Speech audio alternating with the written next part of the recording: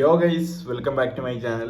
അങ്ങനെ എക്കോ എന്ന് പറഞ്ഞ സിനിമ കണ്ടിരിക്കുകയാണ്. ഏർലി ആക്സസ് എന്നാണ് ഇവർ ആ ഒരു ടൈറ്റിലിൽ കൊടുത്തിരിക്കുന്നത്. ടൈറ്റിലല്ല, IMDb കൊടുത്തിരിക്കുന്നത്. എനിക്ക് സത്യം പറഞ്ഞാൽ അതിൻ്റെ അർത്ഥം അറിയില്ലായിരുന്നു. എക്കോ എന്ന് പറഞ്ഞാൽ എന്താണ് ഉദ്ദേശിക്കുന്നത്. ഏർലി ആക്സസ്, അത് ഇപ്പോൾ പടം കണ്ടു കഴിഞ്ഞപ്പോഴത്തേക്ക് കാര്യങ്ങളൊക്കെ പിടികിട്ടി. From the makers of Kishkindha Kaandam, ആ ഒരു പേര് മതി ഈ സിനിമ കാണാൻ പോകാനായിട്ട്. എനിക്ക് പേഴ്സണലി ഞാൻ ആ സംഭവം കണ്ടു. ദിഞ്ചിത്ത് അയ്യത്തിൻ്റെ അടുത്ത പടം, സന്ദീപ് പ്രദീപിൻ്റെ മറ്റേ ബ്രീഫ്സ് ഇട്ടുകൊണ്ട് മലമുകളിൽ ഇങ്ങനെ എന്തിനോ നിൽക്കുന്ന ഒരു പോസ്റ്ററാണ് ഞാൻ ആദ്യമായിട്ട് കാണുന്നത്.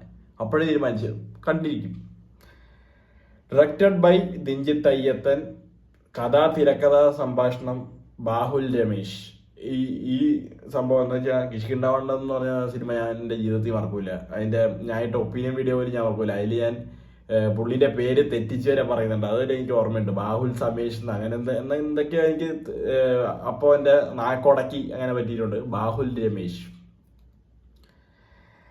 അഭിനയിച്ചിരിക്കുന്നവർ നരേൻ, സന്ദീപ് പ്രദീപ്, അശോകേട്ടൻ, ബിനു പപ്പു ചേട്ടൻ, സഹീർ മുഹമ്മദ്, ബിയാന മോമിൻ, സിംസിഫി, പിന്നെ NG ഹുങ് ഷെൻ. ഇവരൊക്കെ മലേഷ്യൻ ആൾക്കാരാണെന്നാണ് എൻ്റെ ഒരു വിശ്വാസം. അതിൽ ആ മലേഷ്യൻ അമ്മച്ചി പോളി, പിന്നെ വിനീതേട്ടനുണ്ട്, പിന്നെ രഞ്ജിത്ത് ശേഖർ എന്ന് പറഞ്ഞൊരു പുള്ളിയുണ്ട്. Produced by MRK Jayaram, music by Mujeeb Majeed. സത്യം പറഞ്ഞ മാർക്ക് മൈ വേർഡ്സ്, എങ്ങനെയാണ് ഒരു മ്യൂസീഷ്യന് ഒരു ഡയറക്ടറിന്റെ ഒരു POV ഇത്ര ഭംഗിയായിട്ട് ഒരു സിനിമയിൽ കാണിക്കാൻ പറ്റിയ? കിഷ്കിണ്ട കാണ്ഡം എന്ന് പറഞ്ഞ സിനിമ കണ്ടപ്പോൾ അതിന്റെ അവസാനമുള്ളൊരു സാധനമുണ്ട്, ഒരു മ്യൂസിക് ഉണ്ട്. അത് നമുക്ക് ഭയങ്കര എന്താ പറയാ, ആ ഒരു സിനിമ ഇങ്ങനെ മൊത്തത്തിൽ ചുറ്റി ഇങ്ങനെ വരുമ്പോഴത്തേക്ക് നമുക്ക് കിട്ടുന്ന ഒരു സാറ്റിസ്ഫാക്ഷൻ ലെവലുണ്ട് ആ മ്യൂസിക് കാരണം. അതേപോലെ സെയിം എക്സാക്ട് ഡിറ്റോ എഫക്റ്റ് ഈ സിനിമയിലുണ്ട്. ടുവേർഡ്സ് എ ക്ലൈമാക്സ്, ആ ഒരു എൻഡിങ് പോർഷനിൽ ഒരു സംഭവം അവർ ചെയ്ത് വെച്ചിട്ടുണ്ട്. എൻ്റെ അളിയ മുജീബ് മജീദ്. Cinematography by Bahul Ramesh. അത് അതേപോലെ തന്നെ. അപ്പം പുള്ളിക്ക് അറിയാം എന്താ ചെയ്യേണ്ടത്. ആ ഒരു കോമ്പിനേഷൻ ഇപ്പൊ നമ്മള് പണ്ട് പറഞ്ഞിട്ടുണ്ട്, നമ്മുടെ ഡിജോ ജോസ് ആന്റണിയും ആ റൈറ്ററിന്റെ പേരെന്താ, ഷാരിസ് മുഹമ്മദ്, അവരുടെ രണ്ട് സിനിമ ഉണ്ട്, ജനഗണമനയും ക്യൂനും. അതിൽ അവരുണ്ടാക്കിയ ഒരു സംഭവമുണ്ട്. അതേപോലത്തെ, അങ്ങനത്തെ അല്ല, അതേപോലത്തെ ഒരു പാർട്ട്ണർഷിപ്പ് കോംബോ. ആ ഒരു പൊളിച്ചടയത്. Edited by Sooraj GS. 2.5 മണിക്കൂർ എന്തോ സിനിമ ഉള്ളൂ. ക്രിസ്പ് ആൻഡ് ക്ലീൻ ആയിട്ട് എഡിറ്റ് ചെയ്ത് വെച്ചിട്ടുണ്ട്. Sound department by our own Vishnu Govind. മച്ചാൻ ആ ഒരു സിനിമ തുടങ്ങുമ്പോൾ ആ കാട്ടിൽ മറ്റേ അരുവി കൂടി വെള്ളം ഒഴുകണ ഒരു ശബ്ദമൊക്കെ അവർ ക്യാപ്ചർ ചെയ്ത് നമുക്ക് പ്രസന്റ് ചെയ്ത് തരുന്ന ഒരു രീതിയുണ്ട്. അതാന്ന് വെച്ചാൽ തുടക്കത്തിൽ തന്നെ നമുക്ക് ആ ഒരു എന്താ, നമ്മൾ ആ ഒരു കാട്ടിൻ്റെ അകത്താണ് എന്നുള്ളൊരു ഫീല് അവർ നമുക്ക് പ്രൊവൈഡ് ചെയ്ത് തരുന്നുണ്ട്. അതൊക്കെ വിഷയം. സ്റ്റൺസ് ബൈ ശ്രാവൺ സത്യ. അപ്പൊ പടം എന്ന് പറഞ്ഞു കഴിഞ്ഞാൽ from the chronicles of Kuriachan, അങ്ങനെ എന്തോ ആണ് അതിന്റെ ടാഗ്ലൈൻ. മറ്റേ ടെയിൽ ഓഫ് ത്രീ മങ്കീസ് എന്നായിരുന്നു. അതൊക്കെ പോലെ തന്നെ ഇതില് ഇങ്ങനെ ഒരു ടാഗ്ലൈൻ അവർ കൊടുത്തിട്ടുണ്ട്. അപ്പൊ ഒരു എന്താ പറയാ, ഒരു മിസ്റ്ററി എലമെന്റ് പോലത്തെ ഒരു സംഭവമാണ്. എന്ന് വെച്ചാൽ കുര്യച്ചൻ എന്ന് പറഞ്ഞ ഒരാളുണ്ട്. പുള്ളി അത്യാവശ്യം ഉടായിപ്പാണ്, തരികിടയാണ്, ആരെ വേണേ വഞ്ചിക്കാൻ റെഡി ആയിട്ടുള്ള ഒരാളാണ്. പുള്ളി മലേഷ്യയിൽ നിന്ന് ഒരു അമ്മച്ചിയല്ല, ഒരു യുവതിയെ കൊണ്ടുവന്നു. കുറെ വർഷങ്ങൾക്ക് ശേഷം പുള്ളിക്കാരി ആ ഒരു സ്ഥലത്ത് നിന്ന്, ഒരു മലമുകളിൽ നിന്ന് അവിടെ ജീവിക്കുന്നു. സന്ദീപ് പ്രദീപ് ഒരു ഹെൽപ്പറായിട്ട് അവിടെ വരുന്നു. അങ്ങനെയുള്ള കഥകൾ. അശോകേട്ടൻ ഒരു ഹെൽപ്പറാണ്, നരേൻ ഒരു പോലീസുകാരനാണ്. അങ്ങനെ ബിനു പപ്പുച്ചാന്റെ ക്യാരക്ടർ, അങ്ങനെ പല പല ക്യാരക്ടേഴ്സ് ഈ പടത്തിൽ വന്നു പോകുന്നുണ്ട്. അപ്പോൾ ആ ഒരു അമ്മച്ചിന്റെ പെർഫോമൻസ്, എൻ്റെ അളിയ, അത് പുള്ളിക്കാരിന്റെ ലിപ്സിങ്ക് വരെ, അത് ഡബ് ചെയ്ത ആളായാലും പുള്ളിക്കാരിന്റെ ആ ഒരു മലയാളം ലിപ്സിങ്ക് ആയാലും ടോപ്പ് എന്നേ എനിക്ക് പറയുള്ളൂ. എനിക്ക് ഇത് എത്ര പേർക്ക് ഇങ്ങനത്തെ സിനിമകൾ കണക്ട് ആവും എനിക്ക് അറിഞ്ഞൂടാ. കണക്ട് ആവേണ്ടതാണ്. കാരണം സിനിമ തീരുമ്പോൾ നമുക്കൊരു സാധനം കിട്ടും. ആൻഡ് എനിക്ക് തോന്നിയതാണ് ഈ സ്ക്രീൻ പ്ലേ ഒക്കെ എഴുതാൻ പഠിക്കുന്ന അല്ലെങ്കിൽ എന്നെ പോലെ സിനിമയിലോട്ട് എത്തണം ആഗ്രഹമുള്ളവരൊക്കെ ഉണ്ടെങ്കിൽ ഇങ്ങനത്തെ സിനിമകളൊക്കെ കണ്ട് ഈ സംഭവങ്ങളൊക്കെ ഒന്ന് പഠിച്ചെടുക്കണം.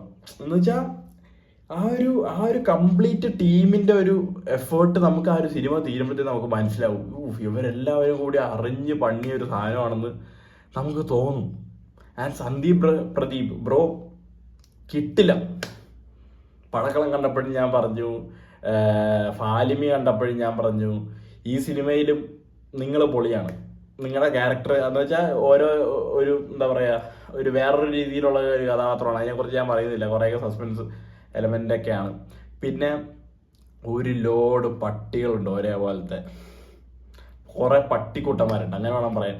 ഇവരെയൊക്കെ ഇത് ട്രെയിൻ ചെയ്യിപ്പിച്ചു, എങ്ങനെ ഈ സിനിമയിൽ ഇവരെ വെച്ച് ഇവർ ഷോട്ട് എടുത്തു, എങ്ങനെ അവരുടെയൊക്കെ ക്ലോസപ്പ് വെച്ചിട്ടുള്ള ഈ മറ്റേ ഗർജനുണ്ട്, അത് ആ ഒരു പട്ടീൻ്റെ ഒരു എന്താ പറയുക കൊരവിളിയൊക്കെ ഉണ്ട്, ഒരു സംഭവം ഉണ്ട്. എൻ്റെ ദൈവമേ, അതൊക്കെ എങ്ങനെ അവരത് എടുത്തു, എങ്ങനെ അതിനെ എന്ത് പറഞ്ഞ് എടുപ്പിച്ചു എനിക്ക് അറിഞ്ഞൂടാ. ട്രെയിനേഴ്സിനെയൊക്കെ സമ്മതിക്കണം, ഹാറ്റ്സ് ഓഫ്, പറയാതിരിക്കാൻ വയ്യ.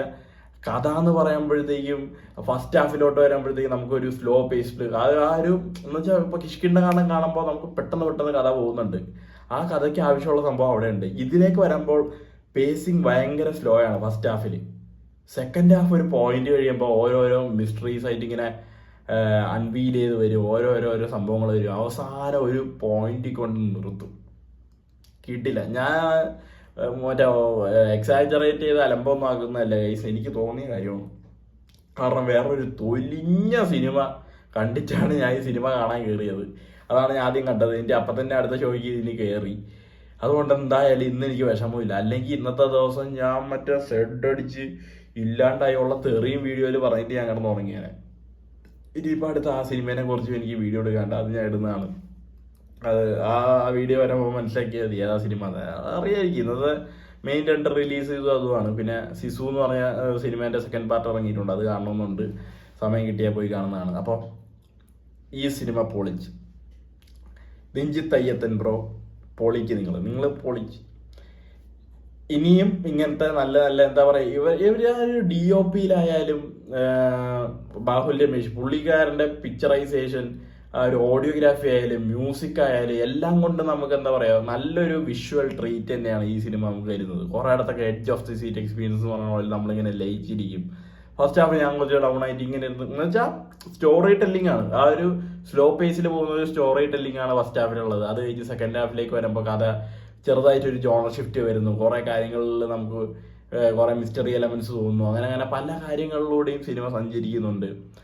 അതൊക്കെ അവർ നല്ല രീതിയിൽ എക്സിക്യൂട്ട് ചെയ്തിട്ടുണ്ട് എന്നാണ് എനിക്ക് തോന്നിയത്. നിങ്ങൾ സിനിമ കണ്ടിട്ട് തീരുമാനിക്കുക. അപ്പോൾ എനിക്ക് പറയാനുള്ളതാണ്, ഇപ്പോൾ കക്ഷി അമ്മിഴിപ്പിള്ള എന്ന് പറയുന്ന ഒരു ഫാമിലി ഓറിയൻറ്റഡ് ഒരു ഡ്രാമയായിരുന്നു. അത് നല്ലൊരു സിനിമയായിരുന്നു. എനിക്ക് ഭയങ്കര ഇഷ്ടപ്പെട്ട സിനിമയാണ്. കിഷ്കിണ്ട കണ്ടം വന്നപ്പോഴാണെങ്കിലും പൊളി, ഇതും പൊളിച്ചു. ഇനി അടുത്ത നിങ്ങൾ വേറെ ഏതെങ്കിലും നമ്മുടെ ദുൽഖറിനെയൊക്കെ വെച്ച്, ദുൽഖറൊക്കെ മലയാളത്തിൽ പണം പോലും എടുക്കാനുള്ള, നിങ്ങൾക്ക് അങ്ങനെ നല്ല കഥാകാലം ഉണ്ടെങ്കിൽ ദുൽഖറോ ആസിഫ് അലിൻ്റെ ഓക്കെ 2 പടമായി, എന്നാലും ഇനി കാണാൻ ഞാൻ റെഡിയാണ്. ടോബിനോനെ വെച്ചോ ഫഹദിനെ വെച്ചോ, ഈ ഒരു പുള്ളിയുടെ ഒരു എൻവയൺമെന്റ് സൃഷ്ടിക്കുന്ന ഒരു രീതിയുണ്ട്. എന്ന് വെച്ചാൽ പടം തുടങ്ങി കുറച്ച് നേരം കഴിയുമ്പോഴത്തേക്ക് നമുക്ക് കാര്യം മനസ്സിലാവും. ഓക്കെ ഇതാണ് സംഭവം. അത് പെട്ടെന്ന് നമ്മളെ കൺവിൻസ് ചെയ്ത് എടുക്കുക എന്ന് പറഞ്ഞു കഴിഞ്ഞാൽ അത് ഒരു ഷോർട്ട് സ്പാൻ ഓഫ് ടൈമിൽ അത് നമ്മളെ കൊണ്ട് കൺവിൻസ് ചെയ്യിപ്പിക്കുന്നത് അത്ര എളുപ്പമല്ല. പെട്ടെന്നൊരു യൂണിവേഴ്സിലോട്ടങ്ങ് ലയിച്ചങ്ങിരുത്തിക്കുക. എനിവേ ഒരു കിടിലൻ എക്സ്പീരിയൻസ് ആയിരുന്നു. കളങ്കാവിലെ റിലീസ് മാറ്റി, എന്തെങ്കിലും ആവട്ടെ, ഇനി പടം വരുമ്പോൾ കാണാം. ഈ മാസം ഇനി ഒന്നുമില്ലെന്ന് തോന്നുന്നു. ഈ സിസു ഞാൻ ചിലപ്പോൾ കാണും. അപ്പോൾ അത്രേ പറയാവുള്ളൂ. ബൈ.